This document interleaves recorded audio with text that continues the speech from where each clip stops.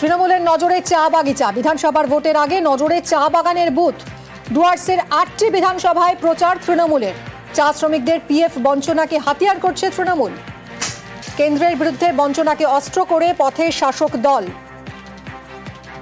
আগামী 8 থেকে 10 এপ্রিল 2 জেলার চা বাগানে সভা এবং বঞ্চিত শ্রমিকদের দিয়েই বাগানে সভা করার সিদ্ধান্ত।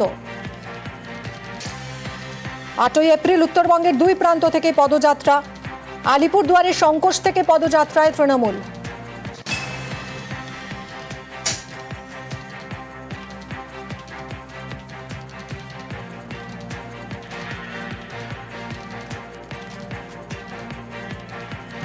ফেরির ভাড়া বৃদ্ধিতে ধুন্ধুমার। পূর্বস্থলী মনমোহনপুর ফেরিঘাটে উত্তেজনা। ফেরির ভাড়া দ্বিগুণ বাড়ায় দফায় দফায় বিক্ষোভ।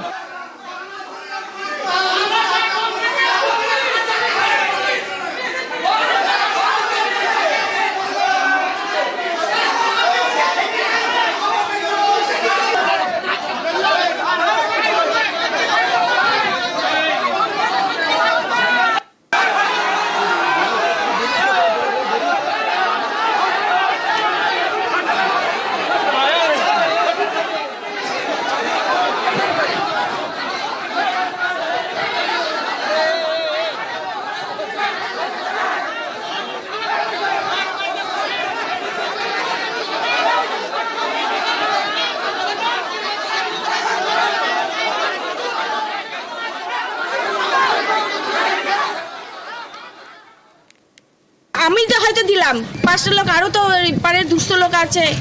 সরকারি এরকম বাড়ায় না, ওনারা যদি এরকম করে ওনারা জানাক সম্ভব এরকম ভাড়া বাড়ানো। এখানে যে ঘাটের মালিক সে কিন্তু আজকে ঘাটে নেই, কিছু সাঙ্গপাঙ্গ রেখেছে। এরা ভাবছে যে ঘাটটা নিয়ে আমরা যেমন তাই করব। সাধারণ খেটে খাওয়া মানুষের উপর জোর জুলুম এটা আমরা বরদাস্ত করবো না। এর জন্য যত রকম পদক্ষেপ নিতে হয় আমরা নিতে প্রস্তুত। পুলিশ তো কোনো কর্ণপাতই করছে না, পাবলিককেও কিছু বলছে না। পুলিশ কি বিশেষ এসছে পুলিশ নিজেই জানে।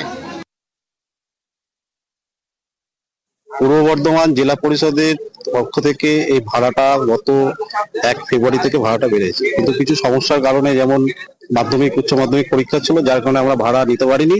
এবং আমরা প্রশাসনিকভাবে সব জায়গায় জানিয়েছিলাম যে আমরা আগামী 1/4/2025 থেকে ভাড়াটা নেব।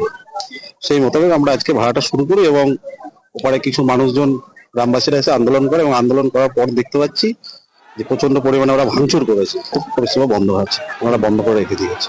কারা বন্ধ করেছে? এলাকার গ্রামবাসী লোকেরা।